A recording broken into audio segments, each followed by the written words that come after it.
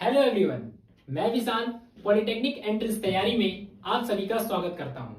उम्मीद करता हूं आप सभी स्वस्थ होंगे और अपनी पढ़ाई में मस्त होंगे। जो भी स्टूडेंट्स हमारे जर्नी टू इंजीनियर तक के सफर में पॉलिटेक्निक एंट्रेंस तैयारी चैनल पर पहली बार आए हैं, उनसे मैं रिक्वेस्ट करता हूं कि वे पहले हमारे प्रीवियस वीडियोस और लेक्चर्स कंटेंट को देखें। यदि उन्हें हमारे प्रीवियस वीडियोस लेक्चर्स पसंद आते हैं तो वे हमारे जर्नी टू इंजीनियर तक के सफर में पॉलिटेक्निक एंट्रेंस तैयारी चैनल को सब्सक्राइब करें, लाइक कमेंट और अपने फ्रेंड्स में ज्यादा से ज्यादा शेयर करें ताकि आप और आपके साथी साथ साथ पॉलिटेक्निक के टॉप कॉलेजेस में जर्नी टू इंजीनियरिंग अपनी स्टार्ट कर सकें। ठीक है बच्चों, धन्यवाद। हेलो एवरीवन, मैं आदित्य, आपका फिजिक्स टीचर। हमने जैसे कि पिछली वीडियो में आपको वेरी इंपॉर्टेंट पॉलिटेक्निक एग्जाम के प्रीवियस ईयर क्वेश्चंस कराए थे। मैं होप करता हूं कि आपको सब क्वेश्चन समझ आए होंगे और आपने उनकी अच्छे से प्रैक्टिस की होगी। इस वीडियो में भी हम वैसे ही इंपॉर्टेंट क्वेश्चन जो हमारे पॉलिटेक्निक एग्जाम में आ चुके हैं उनके क्वेश्चंस के बारे में डिस्कस करेंगे। चलिए स्टार्ट करते हैं। पहला क्वेश्चन है हमारा, प्रकाश वर्ष इकाई है। आपके ऑप्शंस हैं दूरी की, समय की, प्रकाश तीव्रता की, द्रव्यमान की। आपसे ये पूछा गया जो प्रकाश वर्ष है वो किसकी इकाई है। तो पहले समझते प्रकाश वर्ष क्या है। यदि हम कोई प्रकाश के द्वारा एक वर्ष तक उसको भेजें तो उसने कितनी उस डिस्टेंस यानी दूरी ट्रेवल कर ली, वही हमारा क्या है, प्रकाश वर्ष है। मतलब एक पॉइंट से हमने एक लाइट को, एक प्रकाश को भेजा, एक साल तक के लिए उसने कितनी दूरी चल ली, वही हमारा क्या है, प्रकाश वर्ष। तो प्रकाश वर्ष क्या है, एक इकाई है। किसकी इकाई है, दूरी की। तो इसमें ऑप्शन कौन सा है हमारा, ऑप्शन ए। ऑप्शन ए हमारा राइट आंसर है। किसका आंसर है ये, फर्स्ट का क्या हो गया, ए हो गया, दूरी की। ये हमारा राइट आंसर।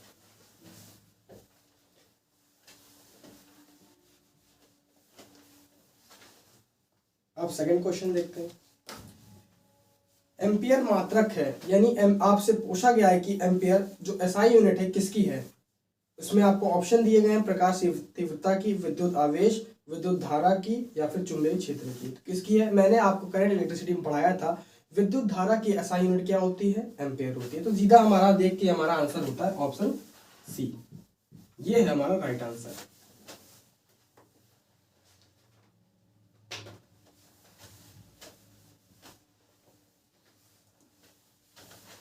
थर्ड क्वेश्चन देखते हैं। ये थोड़ा न्यूमेरिकल है, इजी है लेकिन।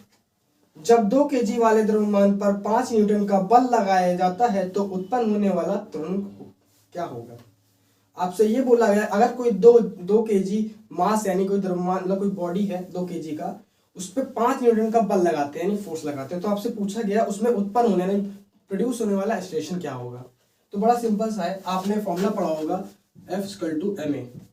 आपको F दिया है यानी बल दिया गया है, फोर्स मास द्रव्यमान दिया गया है, और ए पूछा गया। सिंपल सा है, A=F/m। F क्या है, 5 न्यूटन, और m क्या है, 2 kg।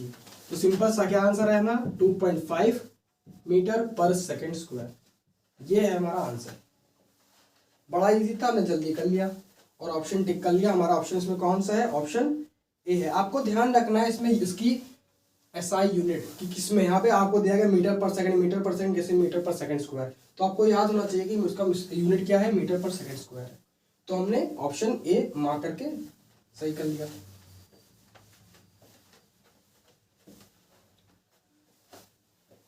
अब क्वेश्चन 4 करते हैं। क्वेश्चन 4 कह रहा है, रॉकेट के सिद्धांत पर क्या कार्य करता है। जब भी रॉकेट लॉन्च होता है, इनमें आपको 4 ऑप्शन दिए हैं। इसमें आपसे पूछा गया इन चारों में से कौन से सिद्धांत पर ये काम करता है जब रॉकेट लॉन्च होता है। पहला ऑप्शन है ऊर्जा संरक्षण, दूसरा बर्नौली प्रमेय, तीसरा एवोगाड्रो परिकल्पना, चौथा संवेग संरक्षण। तो इसमें हमारा कौन सा काम करेगा, कौन सा सिद्धांत काम करेगा, ऑप्शन जो डी है हमारा, संवेग संरक्षण, यानी वो law of conservation of momentum. जिसमें लॉ ऑफ कंजर्वेशन मोमेंटम क्या कहता है, जो हमारा इनिशियल मोमेंटम था और फाइनल मोमेंटम वो क्या है, सेम रहता है। इसमें ना ही कोई अलग से मोमेंटम आएगा, ना ही कोई डिस्ट्रॉय होगा। सिंपल सा ही है। तो हमारा सिंपल सा आंसर क्या होगा, ऑप्शन 4 का ऑप्शन डी, संवेग संरक्षण।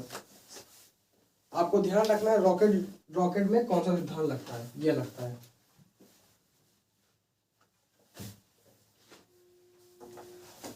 क्वेश्चन 5 अब डिस्कस करेंगे। शरीर का वजन। ऑप्शन ए, पृथ्वी की सतह पर सभी जगह एक समान होता है, ध्रुवों पर अधिकतम होता है, विषुवत रेखा पर अधिकतम होता है, मैदानों की तुलना में पहाड़ियों पर अधिक होता है। आपसे ये पूछा गया जो हम कोई बॉडी है उसका अगर कोई शरीर है उसका वजन है कुछ, तो आपसे पूछा गया इन 4 जगहों पे किसमें सबसे ज्यादा होगा। वैसे आप अगर देखें वेट यानी वजन क्या होता है m इंटू जी, और जी क्या है हमारा ग्रेविटी।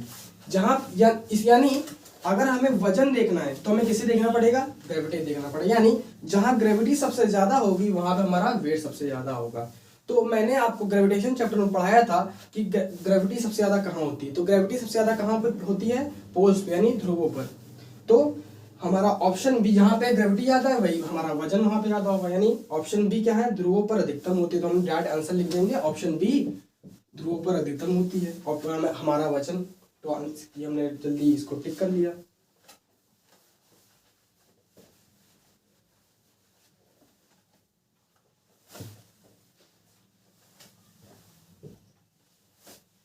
सिक्स क्वेश्चन है, किसी मनुष्य का भार पृथ्वी पर यदि 600 न्यूटन है तब चंद्रमा पर उसका भार कितना होगा। बड़ा इजी है, मैंने आपको पिछली वीडियो में बताया था। अगर हमारा अर्थ पे कोई ग्रेविटी है, मान सकते हैं जी, और मून का पूछा जा रहा है, तो मून का क्या होगा 1/6 हो जाएगा किसके, ग्रेविटी ऑफ अर्थ से। वैसे ही अगर हम बात करें वेट ऑन मून, अगर अर्थ का दिया गया है और मून का पूछा जा रहा है तो कुछ नहीं करना आपको, उसको 1/6 कर देना है। Weight on moon equal to 1/6 और ऑन वेट ऑफ अर्थ क्या करेंगे 1/6 इंटू 600 कितना दिया गया, पहले देखते हैं। दिया गया आपको, हाँ 600 दिया गया है। तो सिंपल सा हमारा क्या आंसर आया 100 न्यूटन वेट। तो वेट ऑन मून क्या होगा हमारा 100 न्यूटन। ऑप्शन डी हमारा राइट आंसर।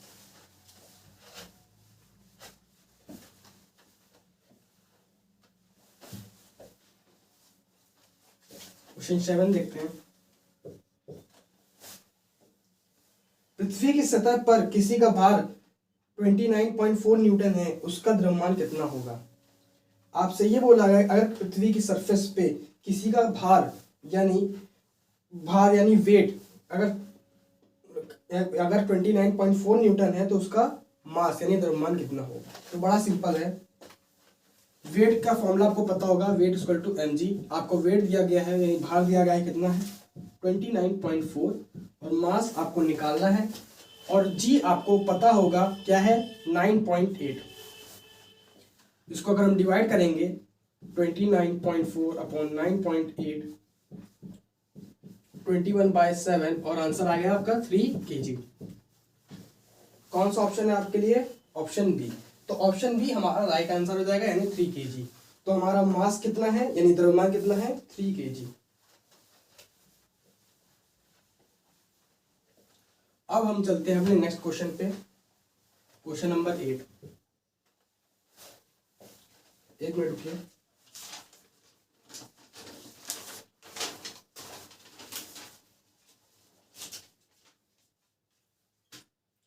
चाबी भरी हुई घड़ी में कौन सी ऊर्जा होती है।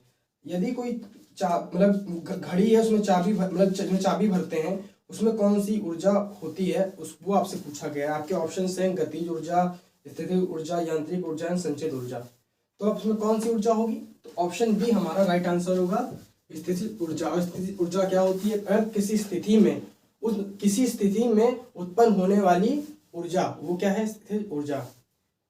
तो ऑप्शन बी हमारा राइट आंसर, क्योंकि यहाँ पे घड़ी है, इसमें चाबी भरी जा रही है, तो उसमें जो हमारी ऊर्जा होगी वो स्थितिज ऊर्जा होगी। तो ये हमारा राइट आंसर।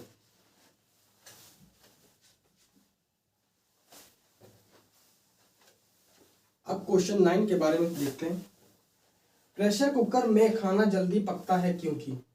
आपसे पूछा गया है जो प्रेशर कुकर होता है, जब हम लोग खाना बनाते हैं तो प्रेशर कुकर में जो हमारा खाना होता है जल्दी पकता है, इसका आपसे रीजन पूछा गया है। तो बड़ा सिंपल है, जो प्रेशर कुकर होता है उसमें क्या होता है, जो हमारे उसमें वो लिक्विड पार्ट होता है उसमें क्या होता है, जब वो बॉयल होता है अंदर उसके क्या होता है गैसेस इवेपोरेट नहीं कर पाते, जिसकी वजह से उसमें एक्स्ट्रा क्या होता है प्रेशर यानी दाब लगता है। दाब की वजह से क्या होता है उसमें जो पानी है उसका वो क्या होता है, अधिक तापमान पे गर्म हो जाता है, जिसकी वजह से जो भी इसमें खाना हमारा है, जो भी हम पका रहे हैं, सब्जियां जो भी पका रहे हैं, वो जल्दी उबलने लगती हैं, जिससे हमारा खाना जल्दी पक जाता है। तो बड़ा सिंपल इसका आंसर था। तो देखते कौन सा ऑप्शन है हमारा। तो इसमें अगर हम देखें तो ऑप्शन बी हमारा राइट आंसर, अधिक दाब पर पानी अधिक अधिक तापक्रम में उबलने लगता है। तो ऑप्शन बी हमारा राइट आंसर है।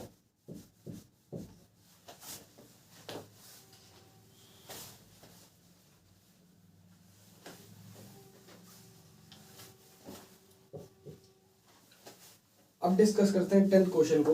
ध्वनि तरंगे हैं लंबत्व तिर्यक यानी तिरछी, ऑप्शन सी आंशिक लंबत्व अधिक तिर्यक, कभी कभी लंबत्व कभी कभी तिर्यक। आपसे ये पूछा गया ध्वनि होती है, ध्वनि जो वेव होती हैं वो कैसी होती हैं। तो यहाँ पे आपसे किसी जो मीडियम है यानी जो माध्यम है आपको बताया नहीं गया है, यानी हमें यहाँ मान के क्या चलना है, हमारा माध्यम क्या है यहाँ पे, वायु है। तो अगर हम वायु में अगर बात करें, जो हमारी ध्वनि तरंगे होती हैं कैसी होती हैं, लंबत्व यानी वर्टिकल होती हैं, यानी परपेंडिकुलर होती हैं।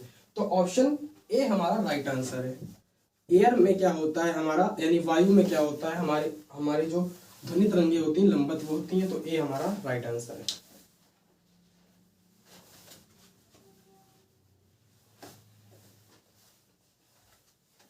अब नेक्स्ट क्वेश्चन के बारे में डिस्कस करेंगे। 11th क्वेश्चन है, वायु में ध्वनि का वेग है लगभग। आपसे ये पूछा गया ध्वनि की जो वेलोसिटी यानी वेग है वो एयर में कितनी है। तो आपको वैल्यू याद रखनी चाहिए कि कितनी है। तो हमारा आंसर क्या होगा, 330 मीटर पर सेकेंड।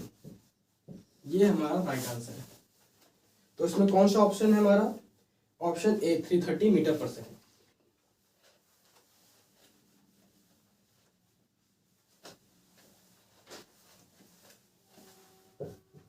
अब चलते हैं क्वेश्चन नंबर 12 पे। 100 डेसिबल का शोर स्तर निम्न में किसके संगत होगा।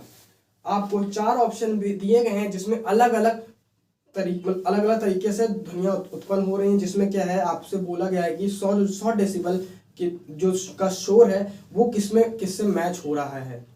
और 100 डेसिबल आपको पता होगा, ऐसे हमारी क्षमता क्या है 80 डेसिबल तक हम लोग को चीजें सही लगती हैं। लेकिन अगर इसमें क्या है 100 डेसिबल की बात, यानी यहाँ बहुत शोर हो रहा है, बहुत लाउड वॉइस हो रही है, तो कहाँ पे होगा ये आपसे मतलब पूछा गया है। तो ऑप्शन क्या है, ए क्या है, ठीक सुनने जाने वाली ध्वनि। क्या ऑप्शन सही होगा, नहीं होगा, क्योंकि हम लोग को ठीक सुनाई दे रही है। तो ये यानी 100 डेसिबल के मैच कर रहा है, नहीं कर रहा है। ऑप्शन बी क्या है, साधारण वार्तालाप, अगर नॉर्मल किसी अपने दोस्त से बात करते हैं, क्या वो 100 डेसिबल की वॉइस है, नहीं है। ऑप्शन सी गली के शोरगुल की आवाज, वो भी इतनी नहीं होती है। ऑप्शन डी देखते हैं, किसी मशीन की दुकान से आने वाला शोरगुल, ये हो सकता है। कोई मशीनरी, अगर कोई फैक्ट्री है वहां पे क्या होता है, मशीनरी चलती है, उसकी आवाज कितनी होती है, बहुत ज्यादा होती है। तो ये मैच कर रहा है, हमारा ऑप्शन डी कर रहा है। तो 100 डेसिबल के करीब हो सकता है। तो डी हमारा राइट आंसर होगा।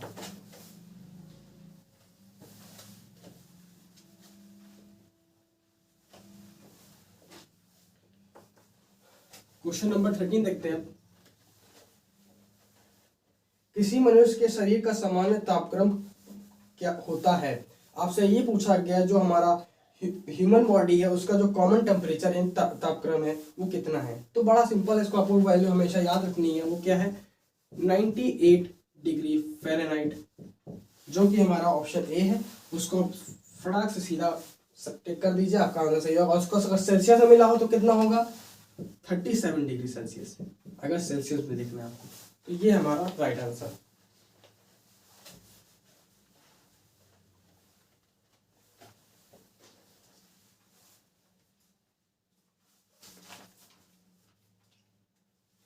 फोर्टीन क्वेश्चन को देखते हैं। 14 क्वेश्चन कह रहा है, पहाड़ों पर पानी निम्नलिखित तापमान में पर उबलने लगता है। आपको 4 ऑप्शन दिए गए हैं, आपको बताना है इन चारों ऑप्शन में से किस टेम्परेचर पे हमारा पहाड़ों पर पानी उबलने लगता है। उसका बॉइलिंग पॉइंट आपसे पूछा गया है ऐसे टाइप का। तो आपको पता होगा जब हम लोग पहाड़ों पे जाते हैं वहां पे हमारा प्रेशर कैसा होता है, कम होता है एज कम्पेयर टू सरफेस। जहाँ प्रेशर कम होगा वहां पे क्या होगा, टेम्परेचर कम हो, मतलब कि उसका जो बॉइलिंग, कोई लिक्विड का बॉइलिंग पॉइंट क्या होगा, वाटर का कम होगा।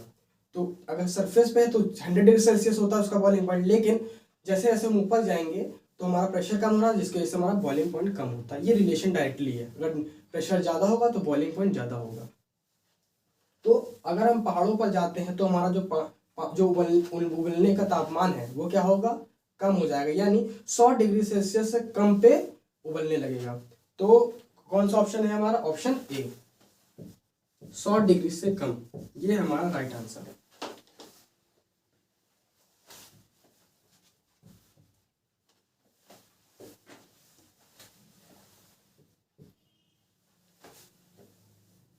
अब लास्ट क्वेश्चन के बारे में डिस्कस करते हैं। खतरे के संकेतों के लिए लाल प्रकाश का प्रयोग किया जाता है क्योंकि आपसे पूछा गया कि कहीं भी अगर खतरे की बात आती है वहां पे आपको रेड प्रकाश का प्रयोग करते हैं, रेड कलर का प्रयोग करते हैं। तो क्यों करते हैं, जो हमारे सूर्य से निकलने वाले जो है वो सात क्या है हम लोग के रंग है, वो जो मेन है उनमें से आपसे लाल पूछा जाता है, लाल बोला जाता है खतरे के लिए, क्योंकि लाल जो रंग है उसका प्रकीर्णन सबसे कम होता है, यानी उसकी स्कैटरिंग कम होती है, जिसकी वजह से हमें बहुत दूरी से भी हमें आसानी से दिख जाता है।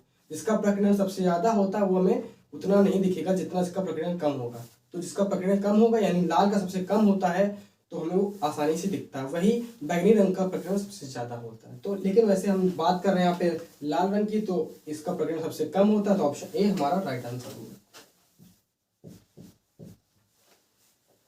तो हमने सारे जो हमारे इंपॉर्टेंट क्वेश्चन थे आज इस वीडियो के लिए हमने आपको बता दिए। आपका काम ये है आप इनकी क्वेश्चंस की प्रैक्टिस करें और फिर हम लोग मिलते हैं अगले नेक्स्ट वीडियो में और आपके लिए और इम्पोर्टेंट क्वेश्चन लाएंगे। तो आप पढ़ते रहिए। धन्यवाद।